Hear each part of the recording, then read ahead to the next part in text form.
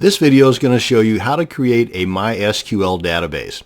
And yes, it's pronounced MySQL, not MySQL. So the next time you're at a dinner party discussing databases, and frankly, why would you be at a dinner party discussing databases? But that's a different story altogether.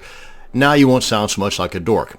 It is pronounced MySQL. Many applications or scripts require the use of databases to manage a boatload of information for them to work properly, and knowing how to create a simple database will save you time and money from having to hire somebody else to do this very simple task. Well, simple once you know how. I've got a little bonus for you close to the end of this video, so don't go anywhere until the video finishes, okay?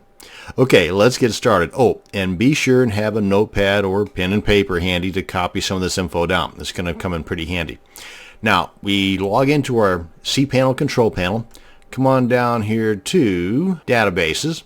And right here under MySQL Databases, you just click on that. And there's going to be three things you're going to need to copy down.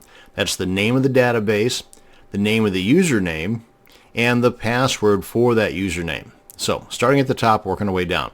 We want to give the database a name. Now, this is the prefix, which is going to be part of the database name and database username, but we're not going to need to enter that. It's already part of the whole mix.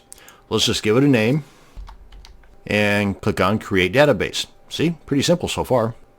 And that's the name of our database right there. So I'm going to go ahead and copy that down into a text document. And by the way, these three items, that being the database name, the database username, and the database username's password, these three items are what's going to be required for most scripts that are requiring the use of a database to be able to connect that database to that script. And that's what I'm going to demonstrate for you here at the end of the video. So I'm going to go ahead and copy that, add that to a text document. Now, for simplicity's sake, what I usually do is give the username the exact same name as the database name.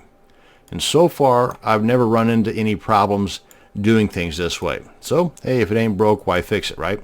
So, coming on down here, I want to give the username a name. And I always use the password generator to create a very strong password. So let's just click on that, and if I'm not happy with that one, which I don't know why I wouldn't be, but if I wasn't, then I can click on this to generate a new one until I was happy with a nice, hard to guess password. Copy that into my clipboard, check that box there, click on Use Password, and it tells you right there you've got a 100 by 100 very strong password. Click on Create User. I'm going to go ahead and paste that password right here because that's still in my clipboard. And the username, again, is the same. In this case, it's the same as the database name. Now, you don't have to do that. You can give these two guys here totally different names. Again, I'm just doing this for simplicity's sake, and frankly, that's the way I always do things. Go back. Now, we're almost done. We've got the database name created, we've got the username created, and we've got a password for that username. Those are the three items that we're going to need to assign this database to function with a script. But we need to assign this user certain abilities for that particular database. So to do that, we want to come on down here, add user to database. And you can, in fact, add different users to this same database, but that's beyond the scope of this video. Right now, I just want to add this user we just created, test, to this database that we just created, test, and click on Add. And we're almost done.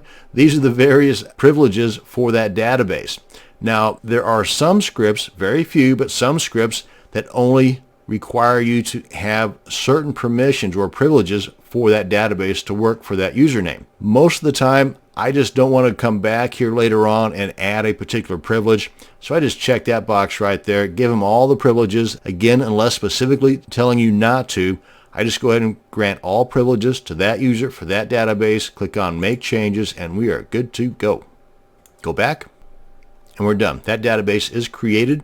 It's got a username created. That username is assigned to that database. And if you ever wanted to get rid of that particular user, click on Delete. If you ever wanted to get rid of that database, click on Delete. Now, if you want to totally clear things out, you want to delete both, that being the database and the user. Now, as you can see right now, that database is completely empty. Let's head on over to our PHP admin to take a look at the inside of that database. And we come on down to the databases panel, and that's the PHP My Admin right here. Now if you have several databases created, then they're going to be listed for you over here. And this is the one I want to show you right here. This is the one we just created, and there are no tables to be found here. Now what I want to do is I want to import tables that I exported from a WordPress installation. And if we come on back here, let me show you. This is a WordPress database that's fully stocked. These are the various tables, and some of these tables have items. Actually, all these tables have something in there. Well, most all of these tables have something in there, and that's what we're going to almost replicate. So I'm not exactly sure where this WordPress site's located at, but if we come on back here, that's what it's going to look like here in a second for this guy. Now I want to import the SQL file that I exported from a previous installation of WordPress. So I click on import, and I want to leave all this stuff pretty much the way that it is, especially if the file I'm going to be importing is an SQL format and not one of these other guys. And I know that it's an SQL format. So right now I want to choose File, navigate to the location where I've got that SQL file, then select it, click on Open. And you see right here in this particular instance, I've got a maximum file size allowed of 50 megabytes. Sometimes it's less, sometimes it's more. Just depends on your web hosting company. And then once everything else is set up the way that I want it, and by default most every single time it is, click on Go, and it's doing its thing. It's populating that blank database with all those tables from that imported SQL file. And as you can see down here in the lower left corner, you got the progress going. We're almost completed.